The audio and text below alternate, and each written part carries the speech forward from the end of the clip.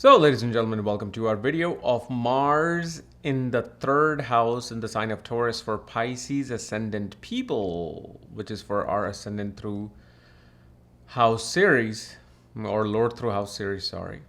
Okay, and as always, if you don't know if you have this particular position along with all your astrological details that you want to know, you can go to karasastrology.com where you'll find my books, reports, consultations, and link to my academy, Maghavedic Astrology Academy, where I've just uploaded Sagittarius blank chart predictions regardless of where Sagittarius is sitting in your birth chart.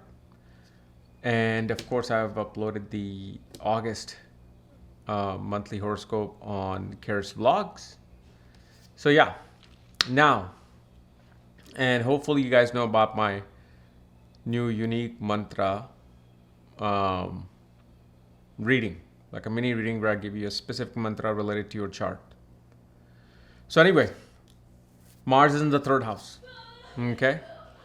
And Mars, as you know, is the ninth lord as well as the second lord. But here you will see Mars is going to give more effects of the ninth house than the second house.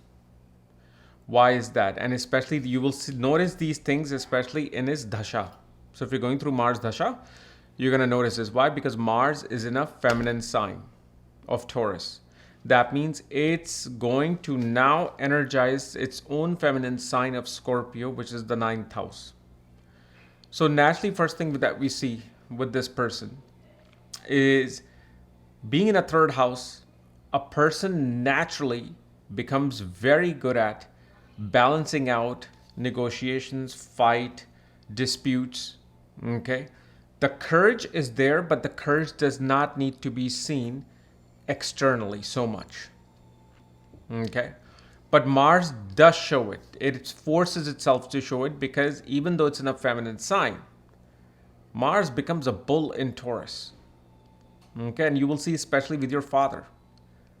If any, you would have noticed this if you have siblings, that if any dispute occurs, any issue occurs, father was the first one there, wanting to deal with that issue. The other thing you would notice with this particular Mars is that you can't really kind of make fun of the father or be sarcastic with the father or your teacher or your professor, that one person that you kind of like study under. Not every single teacher, but that one teacher that if you make any sarcastic joke, they will reply back with a hammer. They will talk back with the hammer. And especially one thing we see is that father, whenever he would travel, he would need to have a comfortable way of traveling. He doesn't want to just travel in the cheapest way. If it requires money to find that comfort, father will do it unless Ketu is somehow affecting this Mars. Then father will not have interest. Or father will find more struggles trying to fly or travel in a luxury plane or luxury flight. Okay. The other thing that we also see here is that this person becomes very kind of close to one's own relatives. At one point, one even tries to protect the relatives in family disputes, in family arguments. But usually you will also see with Mars in the third house, when a malefic planet would transit the sixth house, that's when this Mars will suddenly can turn against the relatives, suddenly can say something. So you got to understand, this is not like black and white type placements that I'm giving, because astrology and you as an individual are 50 shades of gray. I am 150 shades of gray.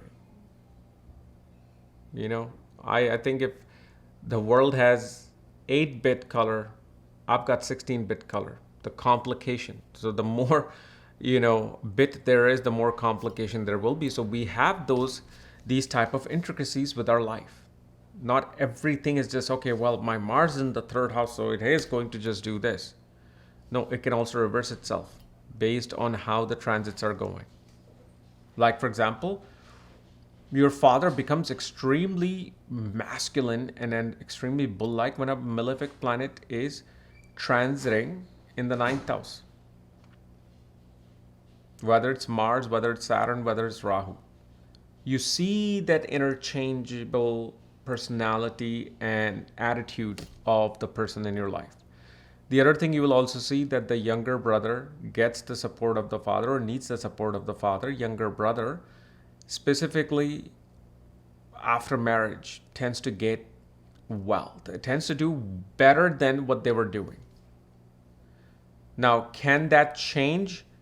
Yes and no. Like, for example, if Ketu's in front of Mars, yeah, it can stop the growth, but it may not stop the growth if your younger brother is a chartered accountant or a lawyer or some profession connected with Ketu.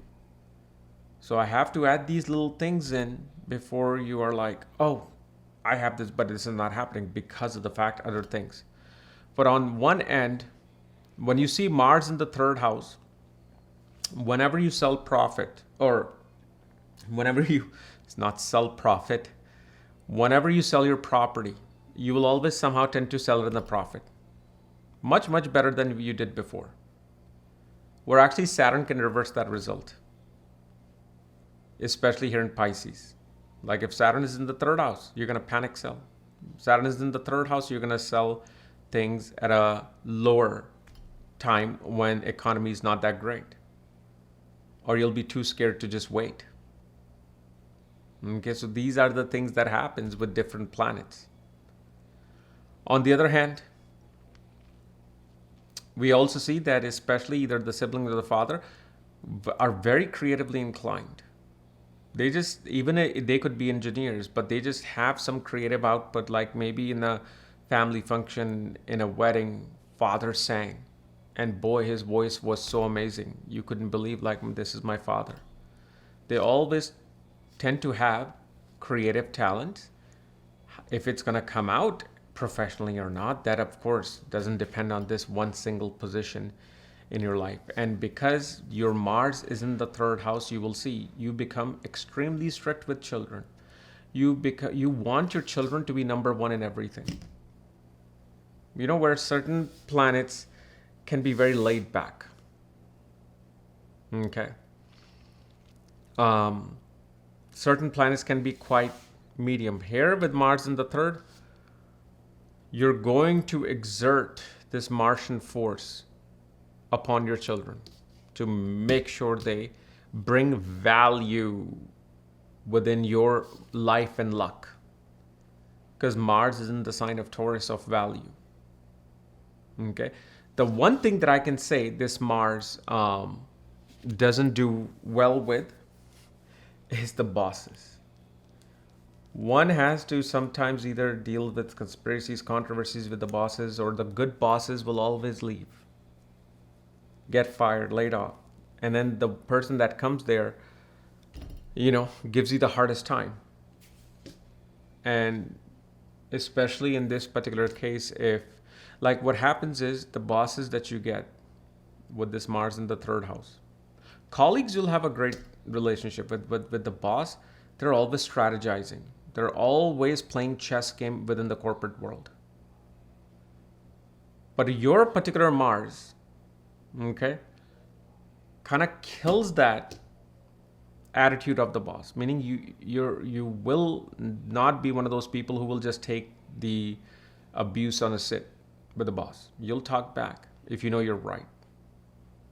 And this is where either it can completely hinder a relationship, get you fired or laid off. And usually in such position, if a person has combinations for business, they'll be much, much better off doing a business than actually wanting to be in a corporate world. You will also see, because of this Mars, father had to spend a lot of money on one of your younger siblings for whatever reason. Maybe they were slow in learning, so I had to get all these teachers, had to put them in the special school, had to, take them away and put them in different high quality school because they thought that, okay, this is going to bring in a better educational level for my child, but they do have to spend that money. So one of the younger sibling tends to kind of help evaporate some of those savings. And especially you will see when your younger sibling was born, if you have this Mars, somebody within your paternal family would have died within that 1 year, passed away within that 1 year. And that's life. That's not some magic trick, or that's not some negative prediction. People go. Grandmothers, old aunts, uncles.